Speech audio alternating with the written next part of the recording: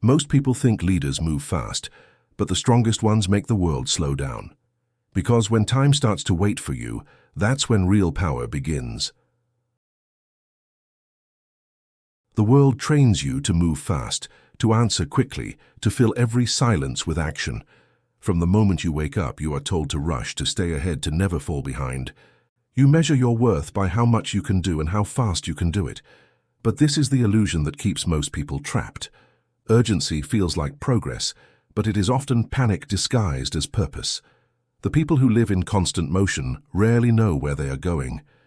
They run because slowing down would force them to see that they are being controlled by fear, not direction. Real leaders understand something most people never learn. Speed is not strength, stillness is. The one who moves slower often sees further. The one who takes time before speaking holds more weight when he finally does. Power begins the moment you stop reacting to everything that demands your attention and start setting the rhythm instead. Urgency comes from insecurity. The insecure person rushes because they fear being left behind, misunderstood or unseen. They think acting fast means being competent. But real leadership is the opposite. The leader waits because he can. He knows nothing important is lost by taking a breath. He knows that when everyone else is rushing, the calm man becomes the center. Watch how people behave in chaos. The loudest are rarely the strongest. The calmest person in the room quietly controls everyone else. He moves slow not because he is lazy, but because his timing is precise. Every word, every gesture, every pause is measured. And that measurement builds gravity. Others feel it. They lean toward it without knowing why. Most people think calm means passive. It doesn't. Calm means certain. It means you are so grounded that time bends around you. Urgency makes you small because it puts you at the mercy of events. But rhythm makes you powerful because it puts you in command of them. A true leader creates his own tempo. When the world speeds up, he slows down. When others rush to speak, he listens. When others chase attention, he lets it come to him. His restraint becomes authority. His quiet pace becomes a mirror that exposes the chaos in everyone else. People begin to trust his timing because it feels safe, and that safety becomes influence. The illusion of urgency has destroyed more potential than failure ever could. Because when you move too fast, you make shallow decisions. You miss the deeper signals. You act from emotion instead of clarity. Real leadership starts when you refuse to be rushed, when you stop measuring progress by speed and start measuring it by precision. The leader's strength is not in doing more. It's in doing what matters exactly when it matters. Urgency fades, but rhythm endures. The world may spin, but the one who remains still controls the spin. Power does not live in reaction. It lives in rhythm. And once you master rhythm, time itself begins to follow you. Power is not always in what you say, but in how slowly you say it. The rhythm of your words, the space between them, the pause before a reply. These are what shape perception. People read confidence not from content but from control. When you speak too fast, you sound uncertain. When you move too quickly, you look desperate to be seen. But when you slow your pace, when you allow silence to breathe between your thoughts, people lean in. They feel your calm. They assume intelligence even when you say very little, because control of tempo feels like control of truth. It tells the world, I am not reacting to time, time reacts to me. The psychology of pace begins with composure. Humans instinctively mirror the energy around them. When you rush, they rush. When you breathe slowly, they follow your rhythm without realizing it. This is how leaders command attention. They make others adjust to their tempo. In a meeting, in a room, in a conversation, the person who moves the slowest sets the tone. The one who takes a few seconds before answering doesn't look unsure. He looks deliberate. He looks like someone whose thoughts are too important to be rushed. That small pause creates gravity, and gravity pulls people closer. Speed reveals emotion. The anxious speak fast because they fear silence. They fill space with words to avoid being judged. But calm people are comfortable with quiet. They understand that silence is not emptiness. It is dominance. Every pause makes the listener slightly uncomfortable, and in that discomfort, power shifts. The listener begins to fill the space with their own insecurity. They start to explain more, talk more, reveal more, just to break the tension. Meanwhile, the calm person listens, gathers information, and gains the upper hand without effort. The same rule applies to movement. Quick gestures, fidgeting, or restless energy make people seem smaller. They signal self-doubt. But slow, measured motion communicates confidence. A calm walk, a still posture, a steady gaze, these things make others believe you know something they don't. Even if you say nothing, your pace speaks for you. Leaders who move with purpose appear intelligent because composure is often mistaken for mastery. The slower you move, the more people assume you are in control. Delayed response is another form of power. When you don't answer immediately, you signal independence. You show that you are not emotionally pulled by the other person's urgency. In digital spaces, in arguments, in business, this rule never fails. Respond too soon and you look eager. Wait a moment and you look strategic. People project authority onto those who seem unbothered by time. They call it confidence, but it is really control of pace. The psychology of pace is simple. Those who rush are ruled by emotion. Those who wait are ruled by purpose. When you slow down, you stretch time. You make others adapt. You turn seconds into silence, silence into power, and power into presence. True leadership begins when your calm becomes contagious. Most people think moving fast means being productive, but it often means being scared. They rush not because they know what they are doing, but because they fear standing still. The anxious mind cannot tolerate silence. It needs movement to feel safe. It fills time with plans, messages, and noise, hoping that activity will hide uncertainty. But it never works. The faster you move, the more you reveal that something inside you is unsettled. Speed is the language of fear. It tells everyone that you are running from stillness, from doubt, from the possibility of being wrong. Real strength is calm. It waits, it observes, it acts when the time is right. Because power is never rushed, it is timed. The desperate overplan because they fear losing control. They create endless lists, double-check everything, and fill their days with motion that looks like mastery, but feels like panic. They mistake busyness for progress, but progress does not come from movement. It comes from clarity. Every quick answer, every sudden decision is a confession of insecurity. It says, I don't trust myself enough to wait. The strong do not fear time. They use it as a filter. They know that what is still true after waiting is worth acting on, and what fades in urgency was never real power to begin with. Speed makes people sloppy. They interrupt before listening, decide before thinking, and act before understanding. They try to win by being first, not by being right. But leadership is not a race, it is a rhythm. The one who waits a few moments longer sees what the others miss.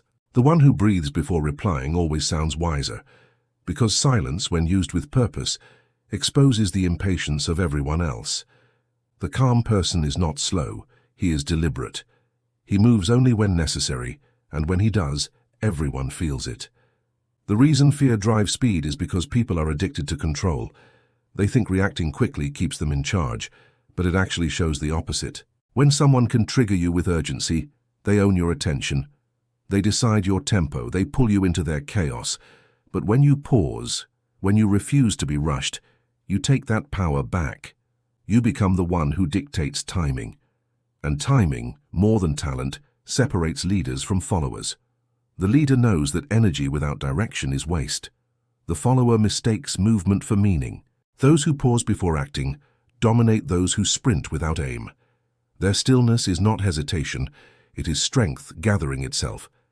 They understand that patience is not waiting, it is strategy.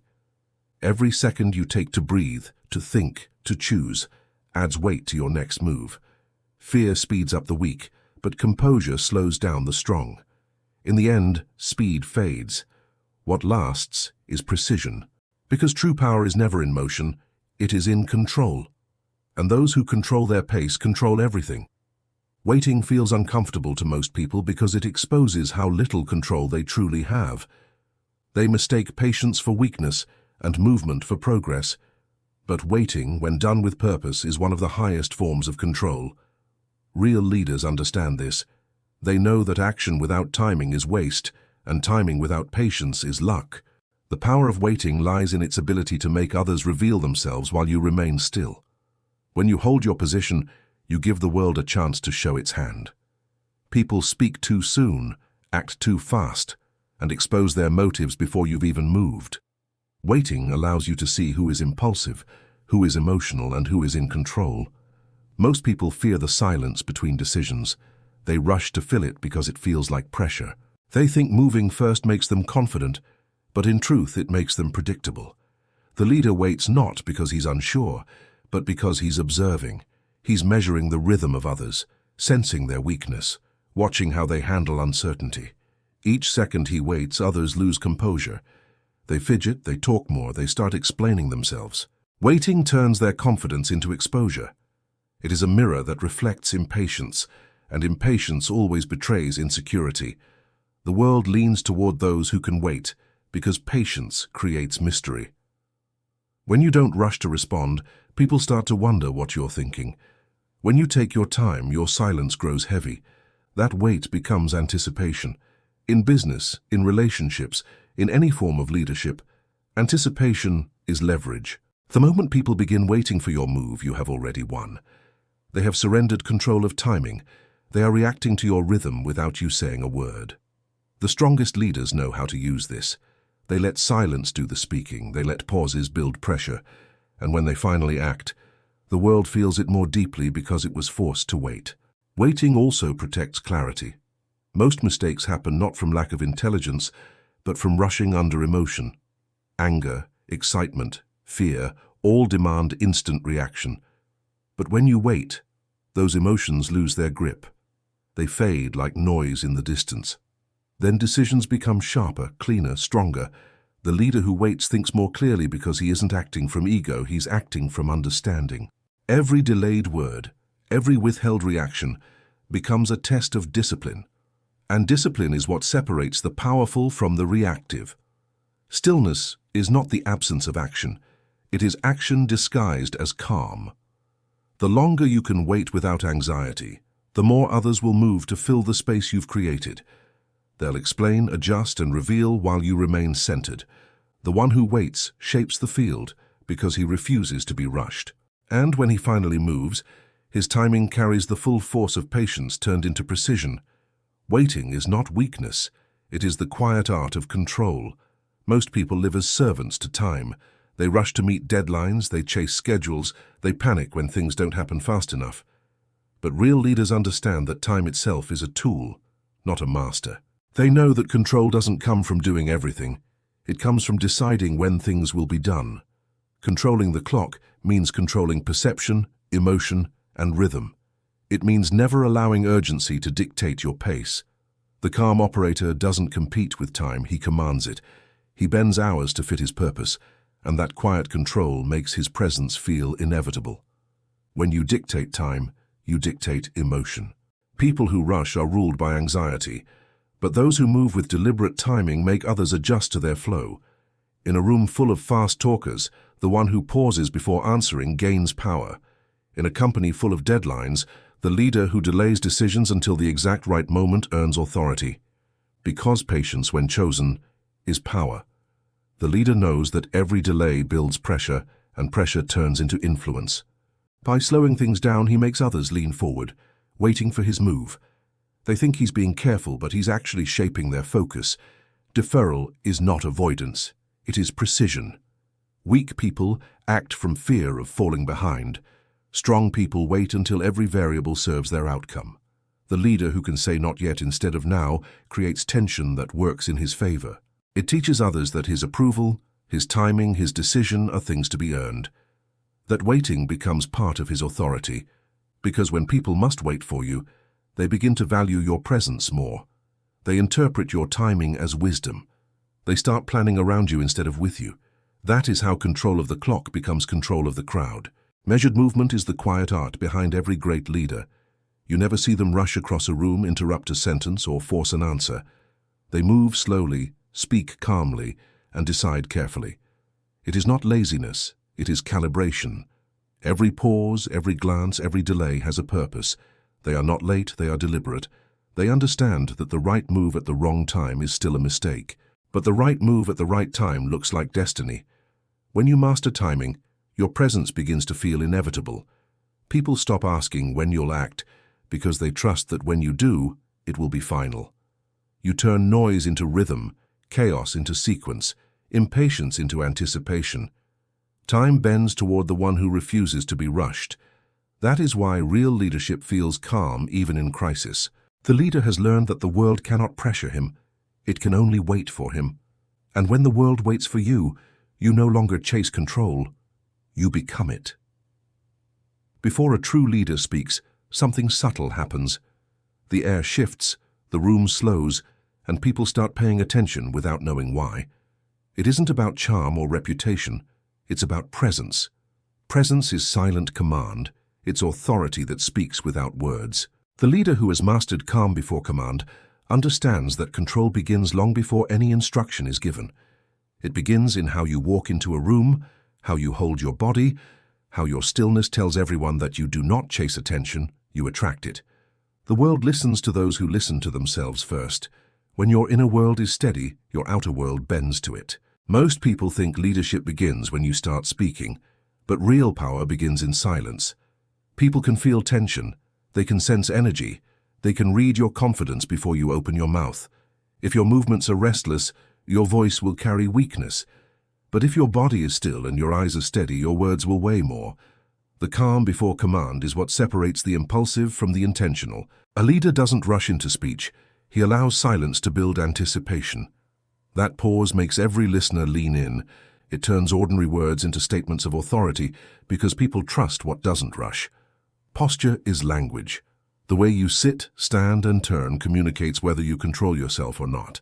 When your shoulders drop but your spine stays straight, when your hands move slowly and deliberately, when your head remains still, you tell others that you are not under pressure. You become the anchor in the room, the stable point everyone unconsciously gravitates toward.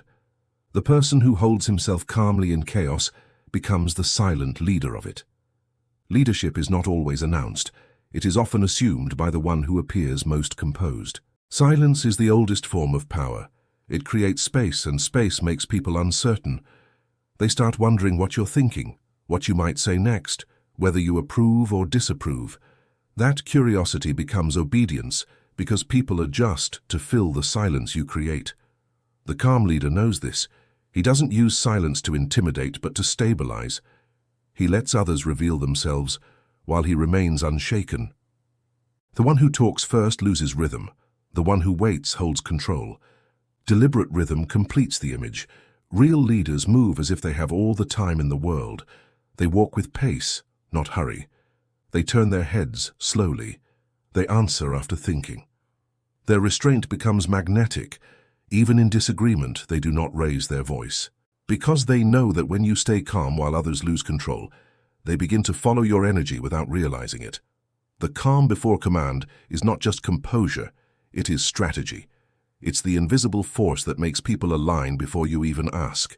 And when you finally speak, they are already listening because your stillness has already led them there. The world moves fast because most people are afraid to slow down. They rush to prove, to react, to fill the silence that exposes their uncertainty. But when someone calm walks into that chaos, everything shifts. The crowd feels it first, though they can't explain it. The person who moves slowly, who takes their time to think and speak, creates an invisible order around them. People begin to mirror that rhythm. Their voices soften, their pace changes, and without knowing it, they start to follow. The calm one becomes the leader not by force, but by gravity. Because composure is contagious and energy always takes the shape of its strongest source. Stillness creates hierarchy because it makes people aware of their own restlessness. When you stay calm, you become a mirror. Others see their impatience reflected in your quiet, and they begin to adjust themselves. They slow their breathing, they lower their tone, they start watching you for cues. That's how authority begins. It's not in shouting or commanding, it's in presence. The one who never rushes gives everyone else a standard to match. He dictates the emotional speed of the room without saying a word. Real control is invisible, it works through rhythm. When you stop rushing, the world starts to bend around your tempo. People wait for your response. They measure their timing by yours. They start planning with your patience in mind because it feels safer than their own chaos. This happens in business, in relationships, in every form of social dynamic. The person who can stay unhurried while others panic becomes the emotional center of gravity. In every crowd, there is someone who sets the pace. Most do it by accident. A few do it by mastery. The master understands that calmness isn't passive, it's persuasive. When you are still, people project strength onto you. They assume you know something they don't, and that assumption is power. The weak think speed equals control, but real control is in pacing. The slow rhythm tells the world you are not reacting, you are choosing. It signals that nothing can pull you off balance, and that confidence rewires how others treat you. They hesitate to interrupt you, they wait for your approval. They measure their tone by yours. This is how the composed end up leading the frantic. When you dictate the pace, you dictate perception, and perception becomes influence. Every leader who has ever commanded respect learned this truth. Stillness is hierarchy. The less you rush, the more people organize themselves around you. They begin to anticipate your movements. They prepare for your decisions. They shape their timing to fit yours. The crowd bows without realizing it, because calmness makes them feel safe, and safety always follows strength. The one who never rushes doesn't have to demand control. He becomes control itself. And when your rhythm defines the room, the world no longer leads you, it waits for your next move. Pressure exposes what kind of person you are. Most people collapse under it, reacting faster, talking louder, moving without thought, hoping that motion will erase fear. But pressure doesn't respond to speed, it responds to composure. Every crisis is a clock demanding panic, counting down the seconds until you make a mistake. The weak hear that ticking and lose rhythm. The strong break the clock. They slow down when everyone else speeds up. They understand that the louder the noise, the quieter they must become. Real leaders don't fight pressure, they absorb it and turn it into timing. They know that the storm isn't there to crush them, it's there to expose everyone else's lack of control. When the world screams for movement, the leader stays still. That stillness is not avoidance, it's intelligence. Because in chaos, every second of calm becomes an advantage. While others rush to fix the surface, the leader studies the foundation. While others panic about being late, the leader decides what truly matters. This control of tempo makes him appear unshakable. People begin to trust his silence more than they trust others' noise. The calm leader knows that the crisis is not his enemy, it's his stage. Every delay, every pause, every measured reaction is part of a rhythm that turns tension into power. Deadlines are tools for those who understand timing. The weak see a clock and feel trapped, the strong see a clock and use it to pace others. They let the world rush ahead, burning its energy too early, and then they move at the precise moment when everyone else is exhausted. Patience becomes their weapon. They don't chase opportunity, they let it mature. They know that the first to act is rarely the one who wins, but the one who acts last with precision controls the ending. That's how leaders use pressure to dictate timing. Every test in life follows the same pattern. There is the build-up, the tension, the demand to act, but real power comes from delaying action until emotion has burned away. You wait until your heart is calm, until your breath evens out, until the noise fades enough to see clearly. Then, when you move, your action lands with force because it was born from clarity, not panic. Pressure becomes proof of power, because it separates those who need control from those who already have it. To master timing, you must learn to be comfortable in discomfort. You must learn to hold still while others beg for reaction. That's where authority is built. People start to notice that you don't break. They begin to look to you for direction, not because you always have answers, but because you remain steady when everything else falls apart. Pressure reveals hierarchy. The unshaken rise above the restless. And when you can turn tension into rhythm, crisis into calm, and deadlines into direction, the clock no longer rules you, you rule it. There comes a point when control stops being effort and becomes nature. You no longer fight the rush of the world, you let it move around you. At this level, time bends toward your calm.